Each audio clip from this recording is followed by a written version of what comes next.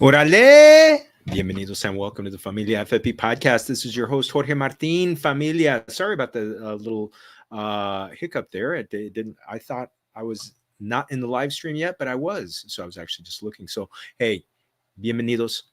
Make sure you're following us on YouTube, Familia. Please make sure.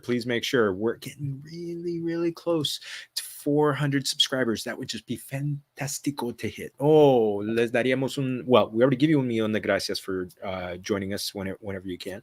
And definitely make sure to keep telling your friends, get people in there. So we're really close to 400. Also, make sure when you go to underdogfantasy.com, use the promo code Familia23. You're going to get matched up to the first $100 that you deposit. So, there's pick'em games, everything. You can start doing best ball drafts for the NBA, NHL, everything. So get in there, use that promo code Familia23, get matched up to the first $100. So Familia, it's week 3.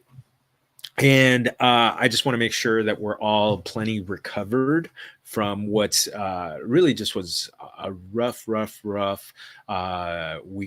2 when it came to injuries. Gosh, the injury to Nick Chubb is still kind of reverberating with me a little bit. Losing Saquon Barkley for at least this week is also a tough one. Joe Burrow, I mean, there's a lot of things to be talking about for this week. So luckily, we also do a podcast with, I also do a podcast with Dr. Evan Porras. So make sure you're going to the Injury Prone podcast on YouTube. That's that we record a show every Friday afternoon after. So make sure you're giving, after you give this a like and subscribe. If you haven't subscribed to that one, go in there. So quick say hello to Mr. Scampers. Why am I not surprised that you picked that when I went to go pick up Kareem Hunt right after he signed, that you already had him? So, mi amigo, I bow to you. I bow to your eminence, to that beard, everything. So that beard, that cooter doodle, so perfectly said, is taller than Bryce Young. So, mi amigo, well done. So, going to be doing a little something different. I'm going to talk a little bit in depth about five games, and then we're going to pick all the rest of them. So this is going to be kind of a quicker show. Going to have a guest lined up for next week, so we could get a little back and forth. Couldn't find a guest for this week, but that's okay. You get me. So and if you guys have any questions, drop them in the chat. Start, sit, trade questions, whatever you want to know. If you want to ask me how many rounds of the MLB playoffs the Dodgers will survive, I'll give you an answer there. And I don't know how right I'll be, but we'll see. But yes, just throw your questions in the chat. So we're going to start off with Thursday Night Football, Familia. And it is the 49ers at the 49ers hosting the New York Giants. So we got the Giants who, as we mentioned before, they lost Saquon Barkley, and I got to tell you that there was, I think we're going to see a shift. I mean, obviously they've got Matt Breida, who was one of the guys that was really, really hot on the waiver wire this week. And then you've got Gary Brightwell, and you got Eric Gray kind of looming, that rookie there. So when you look at the three of them, what's the answer? The answer is none of them. The lead rusher for this game is going to be Daniel Jones. He's also going to have to do a Lamar Jackson 2019 performance to make this game competitive, because 49ers they are one of the best running defenses in the NFL. I believe they're tied for number 3 with the Titans. So you want to make sure that you're that you're not too overly invested in Breida or some of those guys, just thinking that the volume is going to happen. It's similar to last week with Joshua Kelly, where I was advising people, sit Joshua Kelly if you can afford to sit him, because he's not going to have room to run. He didn't have room to run, only 39 yards. I think it's going to be a similar situation. I think the other thing is that the Giants are going to need to pass, because the fact that they're not going to have much that the 49ers are going to get out to a lead, and it's just and they're just going to get they're just going to potentially boat race the Giants in this one. It's a 10-point point spread, over under 44.5. I actually think that's going to go under. and I think it's going to be, under 44.5, but I think the 49ers are going to be very close to covering, because I think the Giants will score some points, but honestly, I think it's going to be like a 28-14 kind of game with on the 49ers, keep an eye on Brandon Ayuk. Edwin Porras said that there's a good likelihood that Ayuk is not going to play in this game, and I think that's hey, you know what? I partnered up with him on the podcast. I think that's something that I would definitely make sure that we're in line on that one. So I'm listening to him. That could mean big things for, obviously, you're starting Christian McCaffrey in a home game against the Giants defense that's been beatable on the run. I definitely make sure to have them, have CMC fired up. Deebo Samuel, he looked great last week against the Rams. So I look at that one. I look at that one, and it's just all great possibilities in that at that game. And with no Ayuk, I think that opens up the possibility that Kittle's going to be more involved. And which, for those of you, when it's all three of the big three, sometimes Kittle gets singled out, but no, not on this one. So just so we're on the same page. Yeah, the 49ers CMC had a combined 135 rushing and receiving yards, and Deebo Samuel 63 yards and added another 38 on the ground. So we're in prime Deebo, and I think this is a game where he's going to really, really shine. Okay, going over to the Chargers at Vikings. This is the biggest over-under at 54 points. Familia, this is going to be a shootout. It's because I think both running back rooms are in a little bit of flux. But the interesting thing is both teams have had a tough time stopping the run. So I think even if Austin Eckler, just hearing him talk, I'm getting the feeling he's sitting out another week.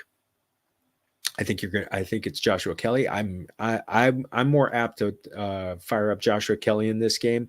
We'll talk about the other side in a second, but really, this is going to be I'm really looking for this to be a big passing game. Both defenses have been beaten very, very easily, but with the past, the Vikings especially have been, for the past 2 years, this year and last year, have been one of the most beatable defenses, pass defense. So you're obviously firing up Herbert every week, Keenan Allen and Mike Williams very much. Gerald Everett looked a little bit better last week, so someone definitely to look, to keep in mind for starting. So I definitely want to make sure that he's someone that you're not going to, that could work into that, top 12 tight end grouping. If this is a game that puts a lot of points on the scoreboard, I'm looking at this game going over. I could see this game being like a 35-31 game. I think the Chargers are going to cover in this game. I think it's it's a 1 point differential. So I really think that it's going to be Chargers 35. The Vikings 31, and it's going to be a tough one. It's going to be tough in Minnesota, with them being under, potentially starting 0-3 in this one. So that's going to be tough. We got a question. Oh, Dame Overboard. ¿Cómo estás, mi amiga? So, hey, you know what?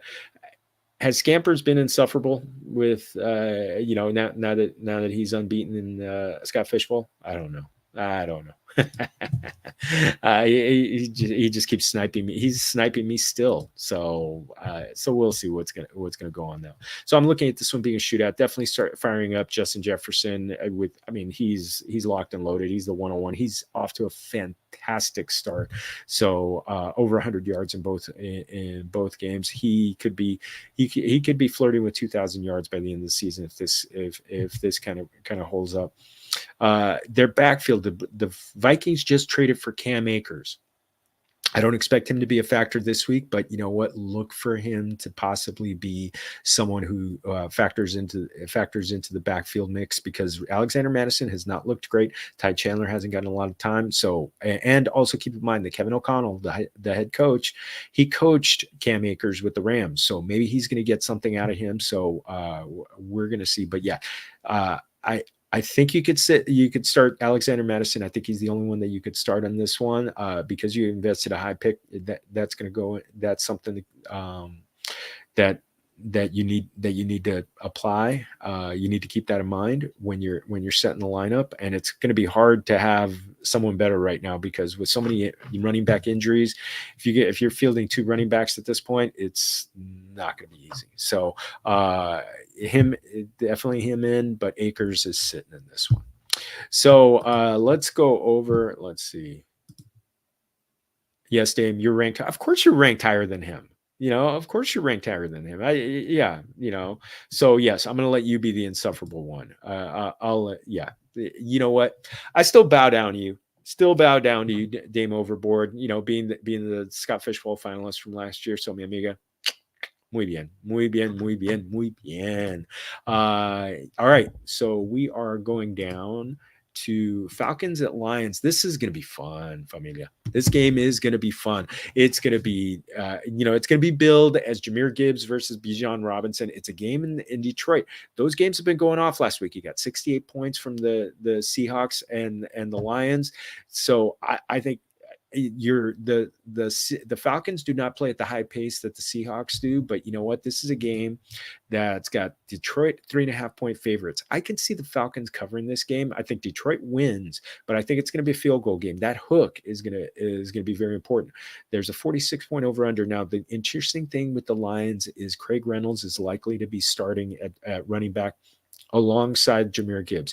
Gibbs is not going to get the full workload. Look at my running back report that was published today in Yahoo. So I talked about this backfield. Craig Reynolds is going to go into that Jamal Williams, what had been the David Montgomery role, where he's going to get early down work, and we're going to see, how much he stays in the passing game. Jahmyr Gibbs was more involved last week. He got 14 touches. So I think you get him about 15 touches in the game. I think that good things could be happening, and he's just going to become more and more a part of this offense.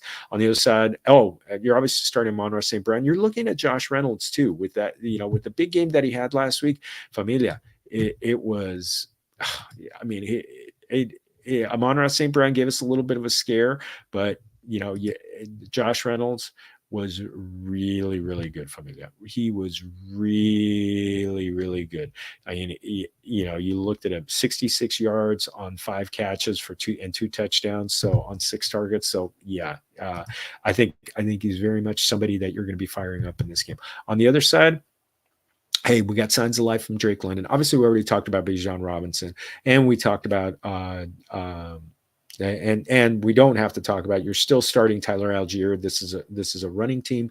The Lions are still not a good run defense. They've been getting beat. Last week they gave up they gave up 2 rushing touchdowns to Kenneth Walker, and they got beat through the air, but yeah, it was when that pass rush doesn't get home, yeah, I think this is going to be there's going to be some points on the score. I could see this sneaking past the 46 mark, kind of like, kind of a 27-24 kind of game. I think there's going to be enough points scored. I think the Falcons, their defense is just enough forgiving enough that they're not going to get they're not going to be able to shut down the Lions, especially at home. Jared Goff, he's fantastic at home. I mean, I think his numbers going into this season, if he would have been at home, just at home, he'd throw 43 touchdowns. He was on pace for that.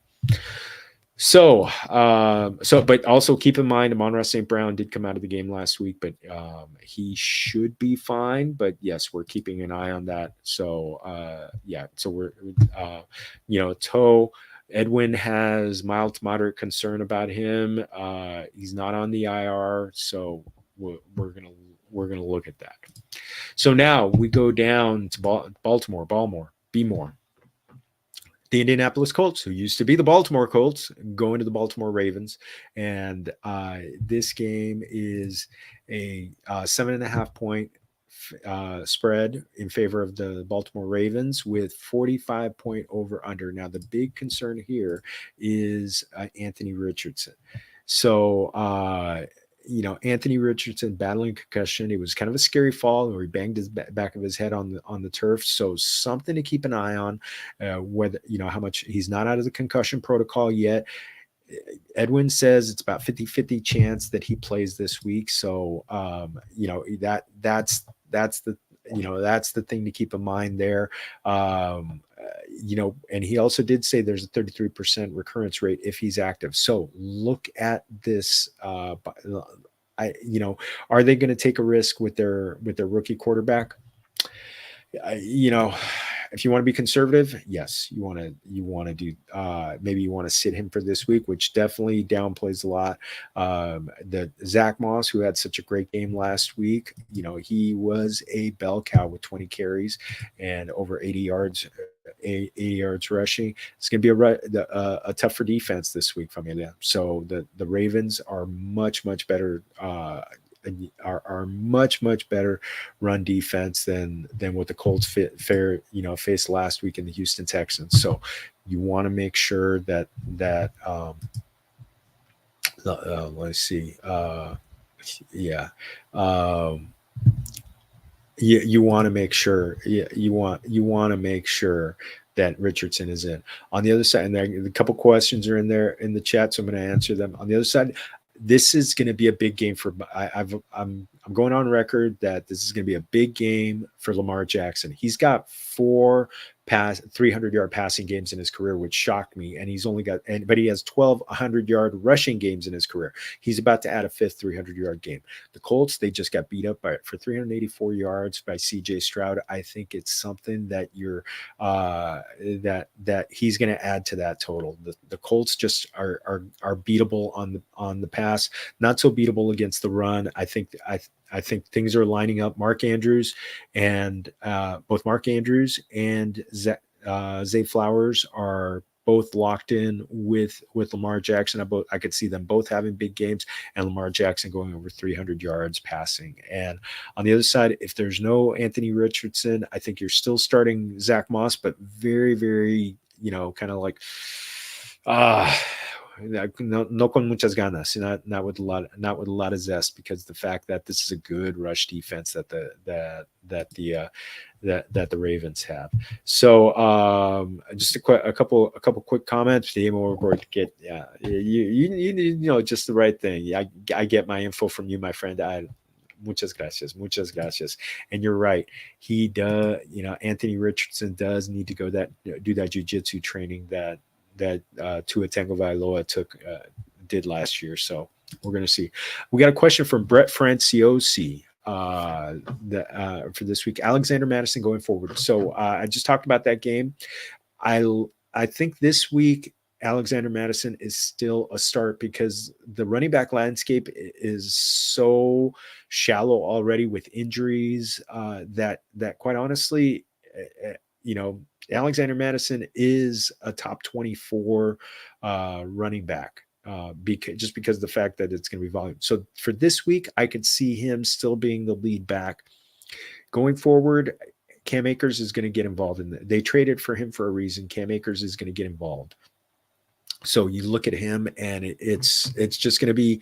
I think this is going to be a split backfield. It's going to be a very murky backfield, and I think it's just going to be a tough one to navigate, and it could just I could be just a big avoid, because honestly, this is one of the most pass happy teams. The players to roster on your team, other than are Justin Jefferson, T.J. Hawkinson, and Jordan Addison, and maybe occasionally K.J. Osborne in home games. Definitely keep an eye. Start all your Vikings in home games. Kirk Cousins is very good in the home games.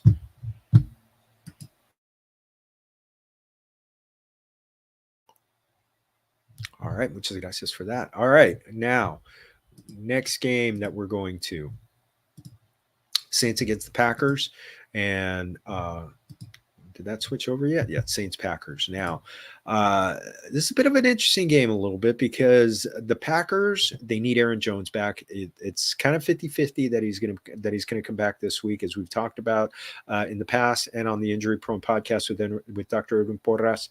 The Packers are a little bit more on the conservative side. So I'm looking at the Packers to possibly sit him this week. The Saints, they've been pretty good against the running backs. So we're gonna see on this one. So I think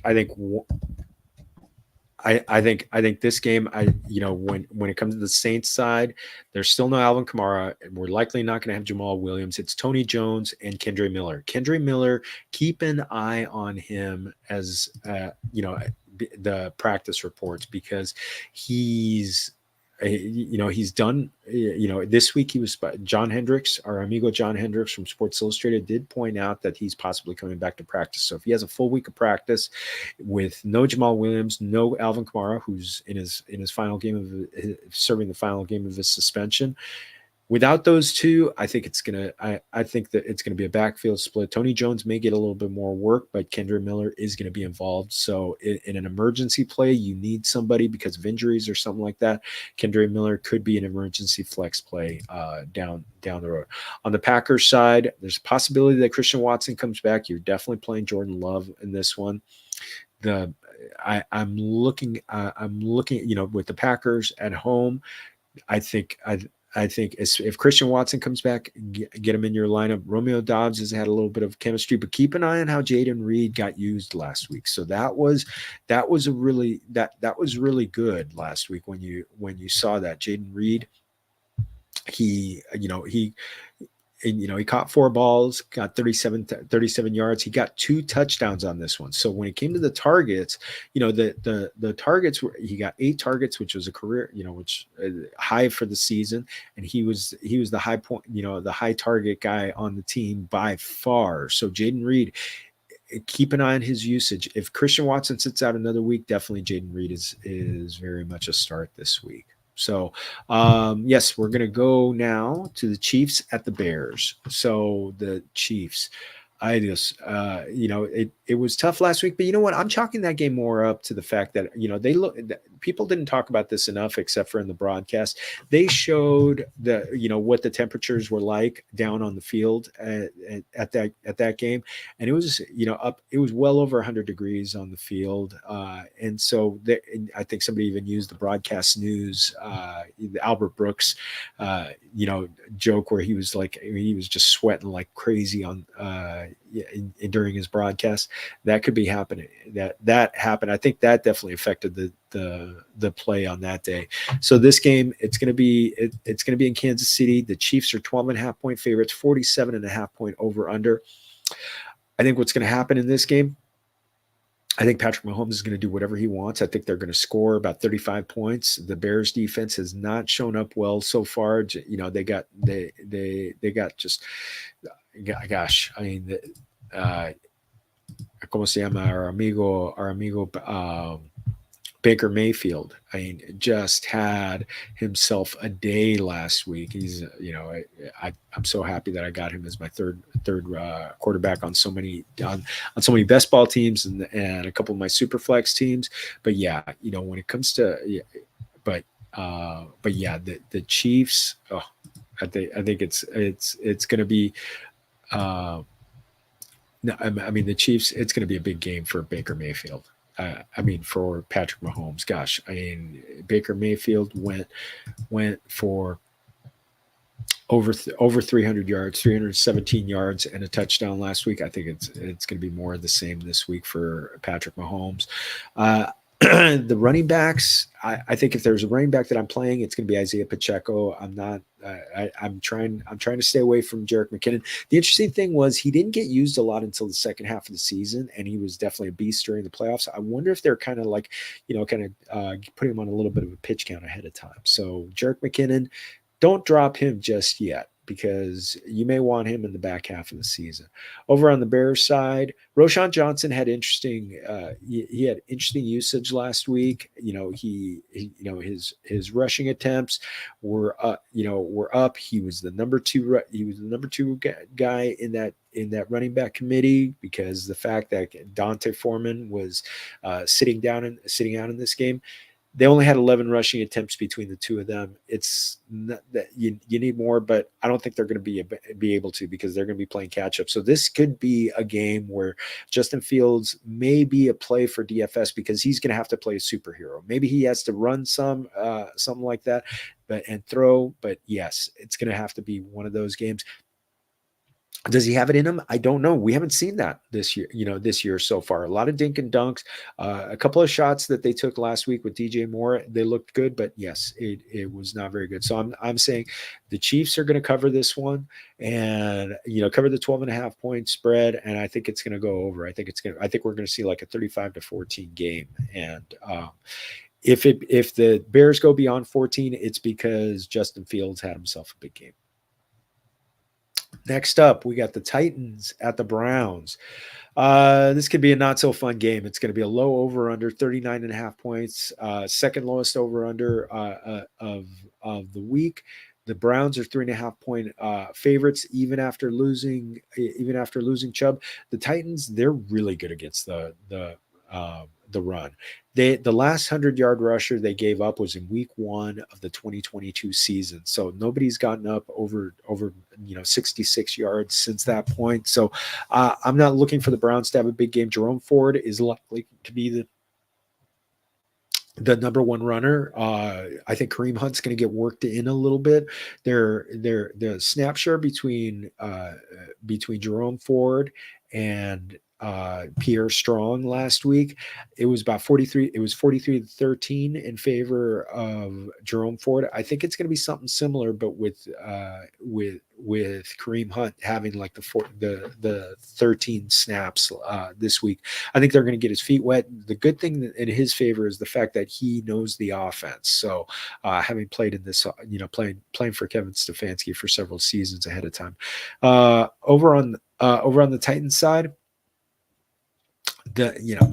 Tannehill had himself a good game last week against the Chargers. It's going to be tougher sledding in Cleveland. That defensive secondary of the Browns is a very good one, led by Denzel Ward. Also, Myles Garrett is just wrecking games left and right. So with the Titans, that kind of rebuilding their offensive line, I think this is going to be a tough game for them. I think that, but the thing is, Mike Vrabel does seem to make games ugly. I think this is a game where the only player on the Titans that I'm going to want to start is Derrick Henry. Maybe you start Chigakonkwo. Maybe I think you do. You do still start DeAndre Hopkins, but he hasn't been getting the targets that as much as we would like. So you definitely. That one could be something that you just kind of wait on a little bit, because last week he only had 5 targets. So and this is a road game in Cleveland. So a 3.5 point spread. I look at this game. I just don't see. I don't see a lot. I don't see a lot to like in this game from a fantasy standpoint. From the Titans side, the Browns. It doesn't even look good with Deshaun Watson right now. It's just not pretty, Familia. It's just not pretty. I hope from a football standpoint that things get better, because we need more good quarterback play. And I find it hard to believe that someone who hasn't, even though he didn't play for almost 2 years, has lost it when he's not even the age of 30 yet. So at some point, maybe in a home game, the weather in this game, it's let me see. I haven't looked at what the weather looks like for this game. Possibly slight chance of rain showers. 70 degrees, so it's going to be on the warmer side. That one, if there's some rain, I think that's going to slow down the pace. This is a game that could be like 17-14. So I'm thinking 17-14. I'm calling 17-14 Browns, and so that means the Titans cover and the under. So we're going to kind of run through the next several games. We've got the Broncos at Dolphins. So we're looking at this game with 6.5-point favorite with the Dolphins with 48.5-point over under. The Dolphins, you're keeping an eye on Jalen Waddle because he was in the concussion protocol. So again, as Edwin likes to talk about the fact it's about a 50% chance to play, and he said it's an 8% recurrence rate. It's his first career concussion. So so I just look at this one. Hopefully he gets back, but you're keeping an eye on the practice reports. If he's not practicing by Friday, it's tough. Now you do have the possibility that Tyreek Hill has to get matched up a lot this game with Patrick Surtain and with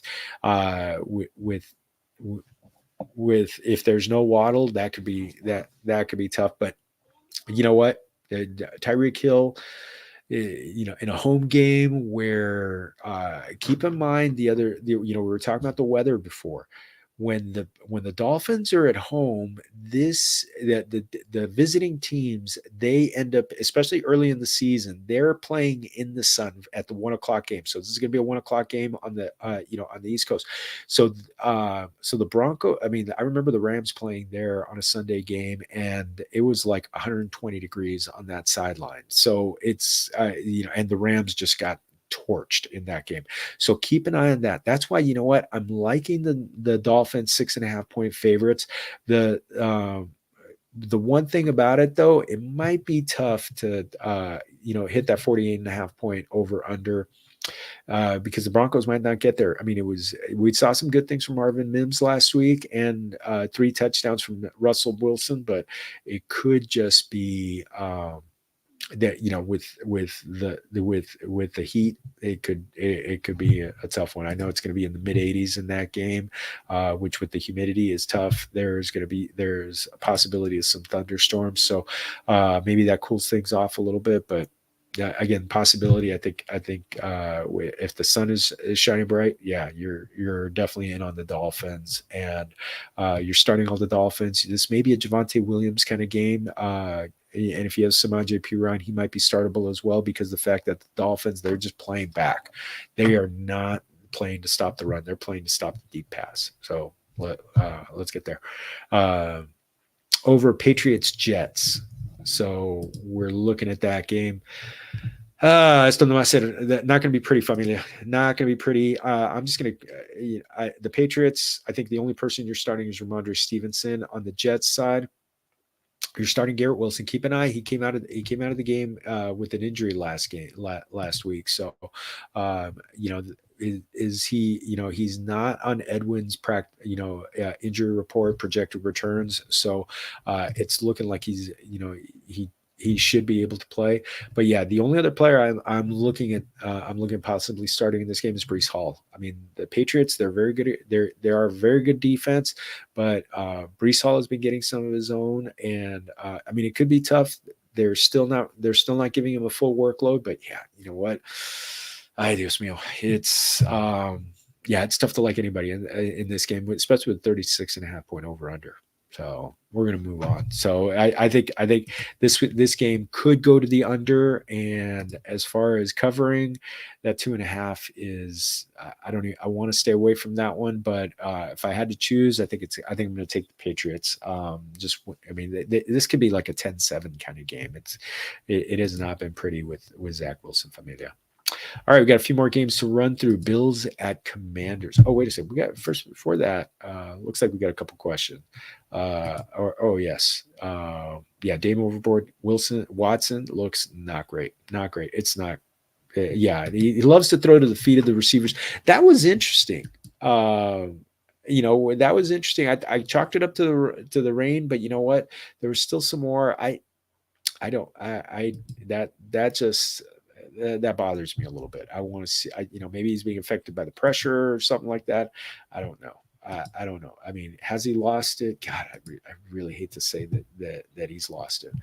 But over Bills and Commanders, You're starting your Bills. You're starting obviously Josh Allen. James Cook has been fantastic of late.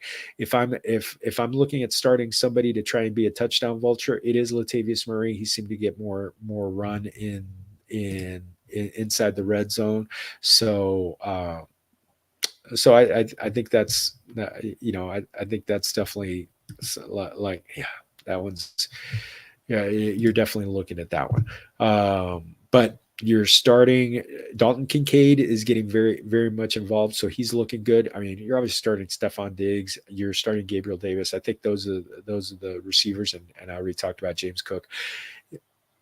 Over on the Commanders side, Brian Robinson looks fantastic. I think he's definitely a start. The receivers are a start because you know what? I think the Bills are going to be able to put some points up in this game. It's a 43.5 point over under. I think there's going to be some points going up. I think the Commanders are going to need to pass. So you're starting Terry McLaurin. You're starting you're definitely starting Jahan Dotson. I think you can even get a sneaky start out of Curtis Samuel. He's definitely getting some touches here and there. He had three targets last week, with Terry McLaurin getting 6 and Jahan Dotson getting 5. He's getting some rushing attempts. Last week he ended up with where is that? Where are those rushing attempts? He got 1 for 13 yards, but he's getting some. He's getting 1 or 2. He's good for 1 or 2 rushing attempts. So on this one, I think the Bills. The Bills, I don't like to take. I do not like road underdogs. I think I'm taking the Commanders, and I know I'm taking the Commanders in this one. Plus 6.5. That hook always gets me, and have it go to the under. I think you're still starting your guys, but I think it's going to be rough sledding a little bit for the Bills in this one. Texans Jaguars. This one. It's gonna be a tough one a little bit. The Texans, CJ Stroud showed some life, but that was in a home game against the Indianapolis Colts, who are not a good pass defense. The Jaguars, they're getting some pressure on the quarterback with. They were in Patrick Mahomes' face last week, but this one and the Jaguars being at home and the Texans having their, so many guys on their offensive line banged up, I think it's a 9.5 points. You're taking the Jaguars, and the 44 point over under. I think if you're going to take the Jaguars plus minus 9.5, I'm sorry, minus 9.5. I think you're looking at something where, it could be like, 31-21 kind of game. 30, and that could be some points for the Texans. On the Texans side, keep an eye on Tank Dell. Keep an eye on the Robert Woods is startable because he's getting. I mean, gosh, the targets on the Jaguars have just been getting nice, and last week there were 3 receivers who got plenty of targets. You had 14 with Christian Kirk, you had 8 with Calvin Ridley, and then you had 6 with Zay Jones. So I think that's definitely something to keep an eye on. With them, because they are going to score some points over on the Texans side. The targets, gosh, I mean, you had, I think I was starting to say that Robert Woods got some targets. Looking at that number, he got 9 targets. Nico Collins got 9 targets. Tank Dell got 10 targets. If CJ Stroud has to pass, which it looks like he's going to have to pass, I think definitely Nico Collins, who did a lot with and Tank Dell, but honestly, you're not sitting down Robert Woods anytime soon. Panthers at Seahawks. The Panthers right now, the only startable player is Miles Sanders. And I don't think you're starting Adam Thielen. You're keeping an eye on Jonathan Mingo, and you're not starting Bryce Young. Hoping for better things in the back half of the season, but I just don't know if he has the weapons yet. And I think he's kind of having a little bit of growing pains as a rookie quarterback. The Seahawks, the secondary for the Panthers has been banged up, so I mean, Geno Smith had himself a good game, 328 yards in the last game. DK Metcalf, it seems like he's healthy from the rib injury that he suffered in the game last week. So he's not projected to be out. So you're playing him. You're playing Tyler Lockett, and you're playing Kenneth Walker. I think you're still sitting Zach Charbonnet on this one. Over Cowboys at Cardinals. Oh, this one. 12.5-point favorites for the Cowboys. Road favorites. I don't ever love that, but I don't know how many points the Cardinals are going to score this week. With Micah Parsons and those guys coming off the, just kind of putting so much pressure on the quarterback right now. I think the only Cardinal that I'm going to play in this one is James Conner, who is getting plenty of run. I mean, when you look at him, gosh, his game logs. I mean, he 23 carries for 106 yards and a touchdown last week. 14. He had 19 total touches against Washington in Week 1. He is definitely the epitome of a bell cow. So you're starting him. Maybe you start Marquise Brown in this one. He is coming off a game where he caught 6 receptions for 54 yards and a touchdown. I don't know how much, but against this Cowboys defense that is going to be in the quarterback Josh Dobbs face all day, I don't know. Over on the Cowboys side, it's easy starts. You've got Dak, who may or may not be in this game, because if this game is a blowout, I think the Cowboys. I hate covering 12 and saying they're going to cover 12.5 points, but they look pretty unstoppable on defense right now. But I don't know. Maybe they end up being like a 20-10 kind of game, 23-13. Because I don't know if they're so it could be just kind of like barely a cover for the Cardinals, because who have been coming to play a little bit of late. But yeah, this could be a trap game for the Cowboys, because maybe they're looking past this one, because the Cardinals are not a very good team. So, and we talked about the Cardinals already. Steelers at Raiders. Interesting game. The Raiders are 2.5-point favorites with a 43-point over-under. Keep an eye on Devontae Adams. He's in the concussion protocol, so hopefully he clears it. Jacoby Myers is supposed to be back. If for some reason Devontae Adams is sitting, it's a good chance that you want to start. You're going to want to, if Devontae Adams sits, you're definitely going to want to start Jacoby Myers. -2 yards rushing for Josh Jacobs. Only one way to go but up. So you're starting him. Over on the Steelers side, George Pickens coming off a big game. You're still starting Pat Freiermuth, Deontay Johnson on IR. So you definitely want to make sure you're playing people. You're playing Pickens. You're playing Freiermuth. I don't quite know what to make of Najee Harris and Jaylen Warren. It's I had Najee Harris as one of my guys coming into the season, and I'm not going to declare an L after 2 weeks. So after 4, I may be ready to do that. But I mean, he had only 11 touches last week, whereas Warren had 10, and the previous week he had 8. Warren had 8, so they're not trying to establish the run. Maybe they try and do that a little bit more in this game, kind of open up the passing game. The Raiders have not been good against the run. They've been a little bit more formidable against the pass. Kind of getting when they get to the quarterback. But yeah, it's I think I would like to see more running.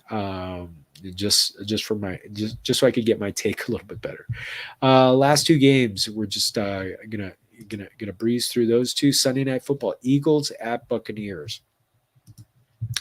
DeAndre Swift, Familia, looked absolutely fantastic. It may have been the best I've ever seen him look. 28 carries, 175 yards and a touchdown. Does Kenneth Gainwell eat into that if he's back from injury? That's something I don't know. The Steelers do have a good defensive front, but the I'm sorry, we're talking about the Eagles and Buccaneers. The Buccaneers have a good defensive front, so they could be they've held down the opposition under 50. No ball carrier has gotten I believe it's over 45 yards against them in this season, and they were one of the top rushing defenses last year. So I'm looking at the Buccaneers being still kind of putting up a fight.